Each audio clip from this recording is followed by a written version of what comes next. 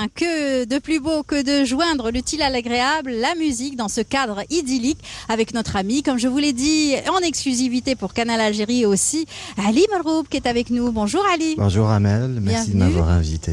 Marhaba bik. Ça fait très plaisir d'être là. En tout cas, dans ce cadre, hein, n'est-ce pas, avec votre instrument et dans un moment votre voix. Alors Ali, ça fait si longtemps qu'on ne vous avait pas vu sur nos plateaux de télévision et surtout aussi en Algérie. Vous êtes parti bien loin. Oui, exactement. Ça fait quand même 10 ans maintenant. Oui. Je suis parti à New York et là maintenant je suis revenu. Voilà, revenu pour le plus grand plaisir de vos fans et tous les amoureux de la musique. Alors, vous imaginiez un jour faire un mini-concert au Jardin d'Essai ? Non, pas du tout. Alors ça, c'est une première et j'adore ça. Oui. C'est un cadre très agréable, surtout pour l'inspiration. Surtout pour l'inspiration. Est-ce que ça convient, le métal, le rock, pour ce cadre assez classique plutôt, donc, et ce calme aussi, cette nature si calme? Bah oui, au fait, le sang commence d'abord par le silence. Le silence, tout à fait. Donc, même si, je veux dire, on augmente les décibels, à un moment donné, il faut, je veux dire, un départ pour imaginer tout ça. Voilà. Et surtout qu'on est entouré de vie. Hein, donc, tout à fait. Et honnêtement, c'est ce qu'il y a de plus important. Voilà. Alors, bien sûr, tout le monde vous connaît. Vous faisiez partie, bien sûr, de ce groupe mythique, qui est un groupe que tout le monde adore aussi, le groupe Jazzma, avec Nassim, bien entendu. Nassim et Zakaria. Que je salue d'ailleurs. Voilà, Zakaria votre frère, Zakaria, qui aurait pu être parmi nous ce matin. Hein. Ouais, bon, Zakaria, il n'est pas trop matinal, on va dire. Voilà. Mais sinon, c'est en tout cas un genre musical que vous avez pu asseoir pour beaucoup de jeunes qui vous avez donné, vous avez influencé beaucoup de jeunes hein, pour pouvoir aimer la musique autant que vous. Oui. Et d'ailleurs, j'adore que le fait qu'il y ait des jeunes qui, on va dire, ont osé, malgré que ça semblait être impossible, parce que, on va dire, trop de conservateurs étaient, avant-gardistes. Pas dans le sens avant-gardiste, mais ils étaient genre non, il faut pas ouvrir le chapitre rock, c'est pas possible d'avoir un rock algérien, alors qu'au fait pour moi par exemple Cheikh Harimiti c'était un artiste rock. C'est vrai. T34 avant vous. Oui, Khaled Louma et tout ça. Khaled Louma.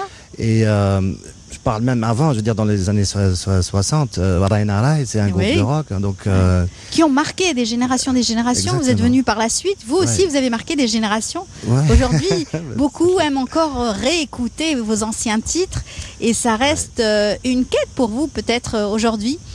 Faire peut-être cavalier seul, parce qu'aujourd'hui chacun évolue de son côté. Vous êtes parti chercher plus d'inspiration ailleurs, aux États-Unis notamment. Oui. Donc d'ailleurs, pourquoi les États-Unis? Parce qu'on va dire l'évolution de la musique africaine s'est faite dans le continent américain. Surtout par le blues, qui est d'origine africaine. Africaine, bien sûr, beaucoup d'influences africaines. Exactement. Et ce qui est drôle, c'est qu'au fait, on va dire... le monde est fait ainsi en ce moment, donc c'est devenu une plateforme globale et mondiale. Donc une ville comme New York... très cosmopolite. Oui, très cosmopolite. Et là où il y a plus de 8000 langues qui sont parlées, et j'imagine peut-être qu'il y a 8000 genres de musique. Exactement. Donc, parce que moi-même, j'ai découvert la musique chinoise, japonaise, indienne, turque. Marocaine aussi, hein, je veux dire. C'est ça, et puis vous avez joué avec des tas de musiciens venus de partout, tous les, Nashville, Mississippi, tous les continents. Tout ça, California, Colorado. D'ailleurs, justement, j'ai tourné avec un gars qui s'appelait Brandon Glasgow, d'origine d'ailleurs Irish, irlandaise, qui faisait du rock country. Et j'adorais ça, parce que, bon, je veux dire... ça a été une découverte pour vous, justement, ces nouveaux genres musicaux. Est-ce que vous avez beaucoup appris sur... Oui, beaucoup. D'ailleurs, bon, quand on fait quelque chose, comme on dit, we practice. Donc, il faut pratiquer. Voilà. C'est là on découvre d'autres aspects, quand même, par exemple, tout le monde écoute la country en Algérie, on connaît écouter du jazz, mais le fait de le vivre, c'est une autre dimension. Donc, c'est sûr. Voilà, on se nourrit de ça et de nouvelles idées nous parviennent par la suite. Alors, quand vous étiez ici en Algérie, vous faisiez aussi de la composition ? Oui, vous écriviez aussi les textes, exactement. les paroles. D'ailleurs, toutes les chansons de Jazzma, c'est des originaux. Tout à fait. On faisait des reprises sur scène, à notre sauce, en quelque sorte. Oui. Mais la plupart, c'était genre des chansons en anglais aussi. Et c'était un petit peu bizarre pour un groupe algérien qui chante en anglais. Oui, en anglais. Mais bon, quoi qu'on chantait aussi en français et en Darja, donc dialecte algérien. Ouais. Et, avec Hakim Ladjel aussi, quelquefois qui vous encourageait aussi. Exactement. D'ailleurs, je salue le groupe Zahir. On le salue parce que c'est lui qui nous a dit que vous étiez là. Hein. Oui. Il a vendu la mèche, on va dire. Il a vendu la mèche. Donc, c'est des gens que j'apprécie énormément et de vrais artistes, comme il n'y en a pas beaucoup. Donc, voilà. Salut Hakim si tu nous vois. Voilà. Et puis bien sûr, parler aussi donc de aujourd'hui votre métier à part entière. Aujourd'hui, vous êtes arrangeur, compositeur et producteur. Ouais, exactement. Alors, 3 casquettes.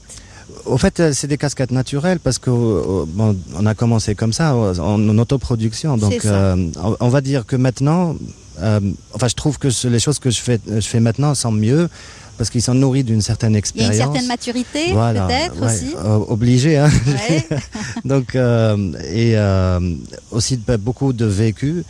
Et même déjà, le fait de réécouter des chansons de Jazzma à l'époque, je me dis quand même, on est fiers parce qu'on a pu faire quelque chose quand même avec rien, on va dire, sans expérience, sans rien, juste par l'observation et la répétition en tant qu'artiste. On avait des choses à dire, mais à notre âge.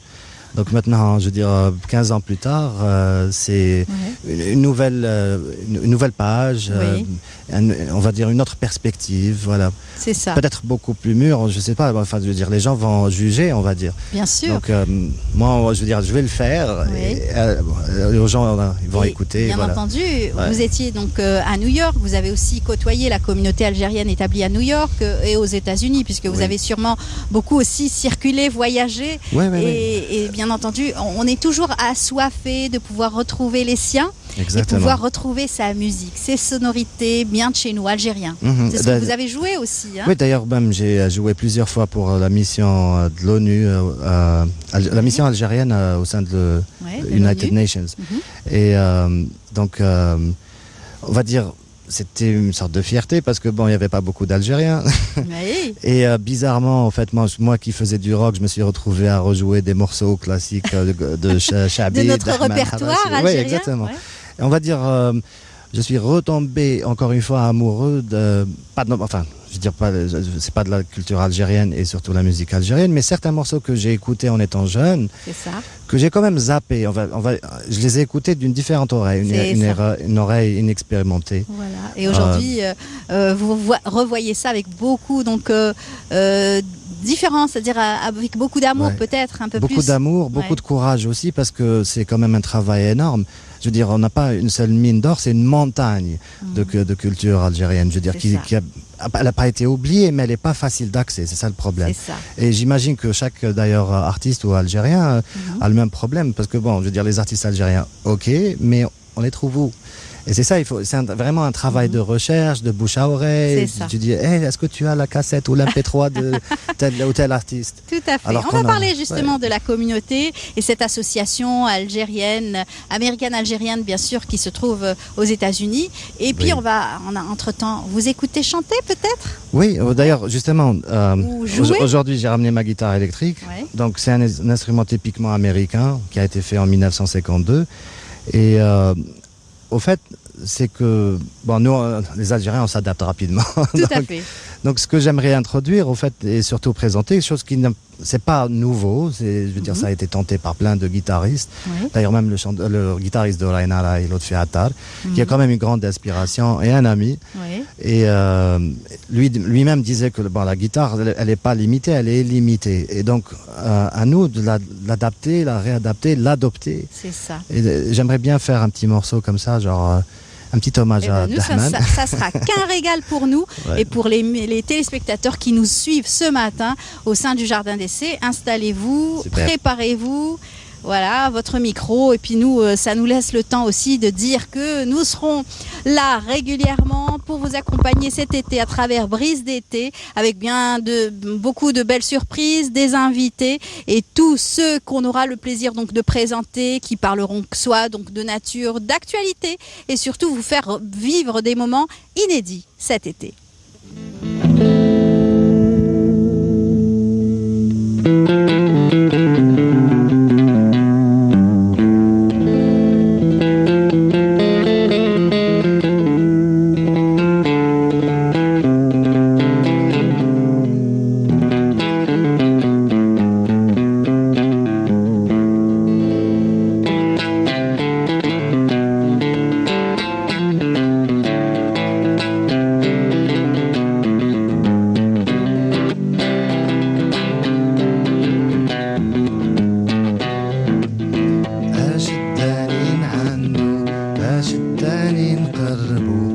شداني عنده هذاك الغدار يخزر فيا بحيلته خزرة بالنقصان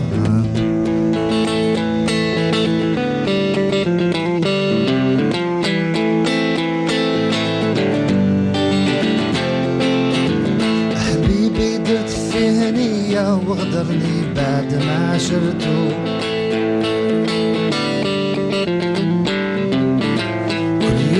يجيب لي قصية عادي تبدل ما قلتو يغصبني دار لي برية يحسبني غفلت ما سمعتو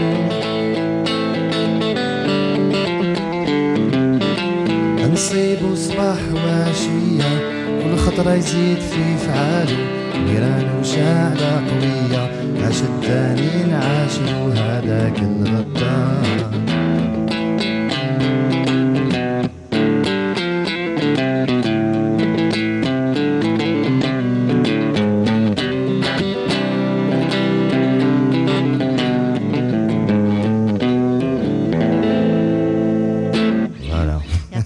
Nous, on en voulait encore plus. Hein. Ça nous a fait voyager et ça montre encore une fois l'exécution donc de Ali Merghoub à travers notre répertoire, surtout sur notre répertoire algérien typique. Exactement. Et en plus, bon, belle reprise. Là, il y a juste la guitare, donc il faut imaginer la batterie et tout ça. Donc toute une orchestration, on va dire moderne. Et, vous revisitez notre Chahbi. Oui, exactement. Bon, là, en l'occurrence, c'est un artiste, on va dire, Chahbi, qui a beaucoup plus donné dans la chanson. Oui. Donc, on va dire ce qu'on appelle pop maintenant. Et pour moi, c'était une sorte de clé. Parce qu'il a eu l'audace de sortir genre du classique, voilà. Et on va dire... c'est ce qu'on appelle le néo-Chahbi, à une certaine époque, on appelait ça le néo-Chahbi, ce qu'avait fait Galwabi à son époque. Voilà. Exactement. C'est vrai que beaucoup après ont été critiqués, c'était bien sûr, comme vous l'avez dit, l'audace de pouvoir faire les choses. Aujourd'hui, on a plus de liberté dans la musique.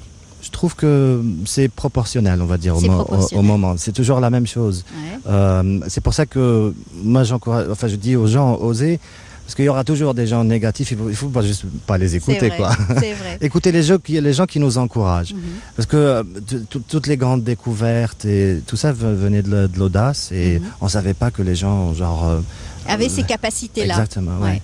Et puis ça plaît. C'est des genres qui peut-être vont peut-être faire peur au départ, mais finalement qui ont eu un succès inattendu. Ben voilà, déjà partir de cette base en disant on peut pas plaire à tout le monde, mais on va plaire à ça, c'est certain. Tout à fait. Alors Ali, c'est vrai qu'en ce moment vous êtes, c'est le confinement, vous êtes confiné, ça va vous permettre aussi de pouvoir composer tout seul. D'ailleurs, quand j'étais là, je suis venu pour un certain temps, surtout dans le cadre aussi musical. Et, vous avez voyagé aussi dans l'intérieur du pays, vous êtes déplacé, vous êtes parti à Batna par exemple. Oui, Batna, ma mère est de Batna originaire. Et je voulais aller à Ardaya aussi, mais j'ai pas pu parce que les heures du confinement étaient un petit peu trop serrées.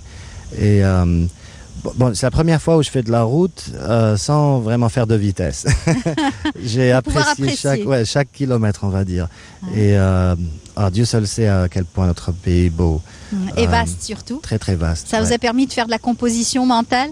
Oui, musicale. D'ailleurs, bon, j'adore tout ce qui est musique shawi, donc on va dire. Des fois, je me dis pourquoi les gens ont ce genre et pas un autre.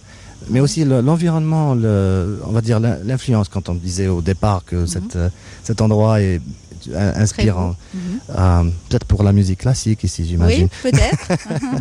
mais là-bas, en fait, vraiment, je voyais justement le rock parce que, en anglais, it's made of rocks. Je veux dire, les Aurès et tout ça. C'est vrai. L'histoire. Oui, exactement. Bien sûr, la région. C'est pas une histoire facile parce qu'il y a eu plein de colonisateurs. D'ailleurs, on ressent l'influence aussi, mais aussi le passage romain. Ouais.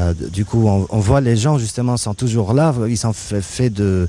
Je veux dire, ils sont solides, quoi. Ils ont les reins solides, les strong bones, on dit. Comment dirais-je c'est du rock, hein. Ouais, c'est du rock. le squelette solide, quoi. Ouais. Exactement. Et on pourrait dire, on dit bien l'expression fort comme un Turc, on pourrait dire fort comme un Algérien. Un Algérien, des strong Aurès, like an Algerian. Voilà. Vous avez quelque chose qui nous rappelle les Aurès? Oui, bien sûr. Allez, on va se faire plaisir. Voilà. On va faire plaisir à tous ceux qui nous écoutent ce matin, qui revoient donc Ali depuis assez longtemps.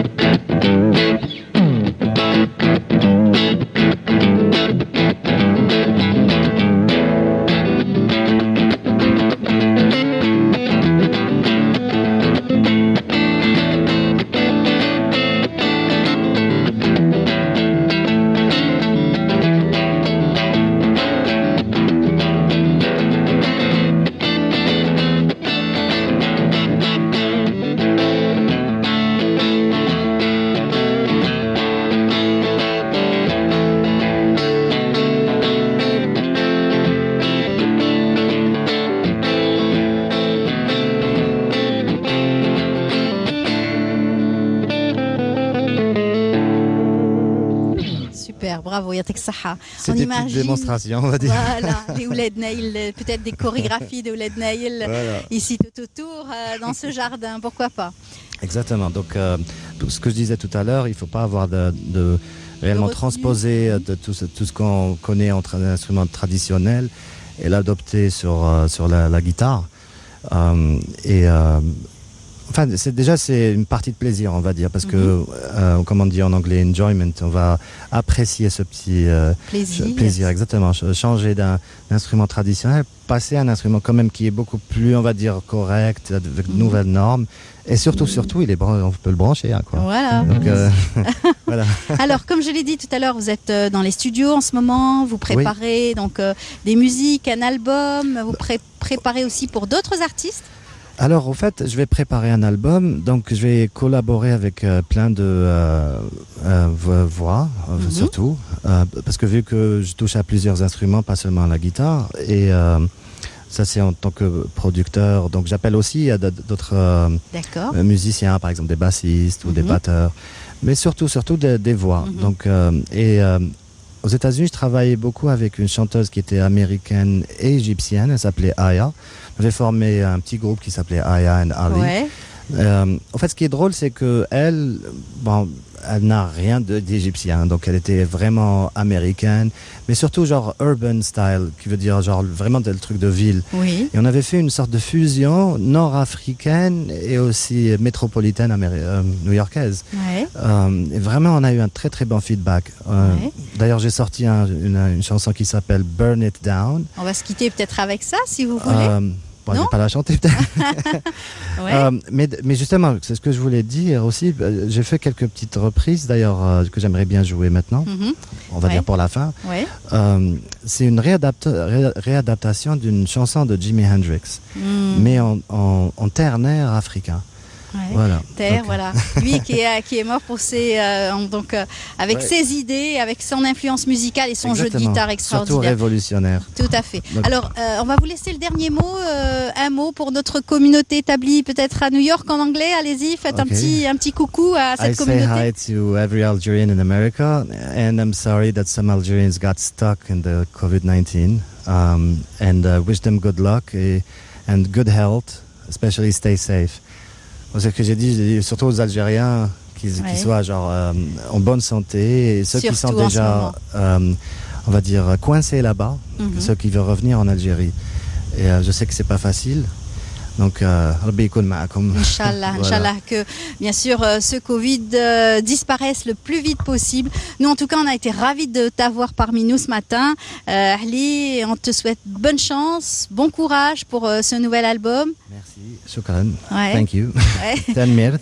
Ouais. Et puis, en attendant de te retrouver sur d'autres plateaux, surtout un beau concert, Inch'Allah, Oui. dès que ça reprendra. Déjà, les gens peuvent soit me contacter ou aussi trouver mes chansons sur les réseaux sociaux, Facebook, Ali Merghoub, MERGHOUB, Instagram, ou Spotify, Apple Music Voilà. et Amazon Music. Toutes mes chansons sont en ligne déjà. Très bien. Et puis, on Voilà. va se quitter avec un beau morceau musical. De Jimi Hendrix, mais un petit peu à l'algérienne, on va Très dire. bien. Quant à moi, ça y est, c'est la fin donc de notre rendez-vous ce matin. J'espère que vous avez passé un très bon moment en notre compagnie. Et puis on se retrouvera bien sûr très vite, très prochainement. C'est le Brise d'été cet été avec bien sûr en plein jardin d'essai, avec des invités que vous aurez l'occasion de retrouver. Et puis bien sûr, l'équipe du CAR HD3. Merci beaucoup à vous tous de nous avoir suivis. Excellente matinée, suite des programmes sur Canal Algérie. Et puis à très bientôt. Au revoir en compagnie de Ali Merghoub.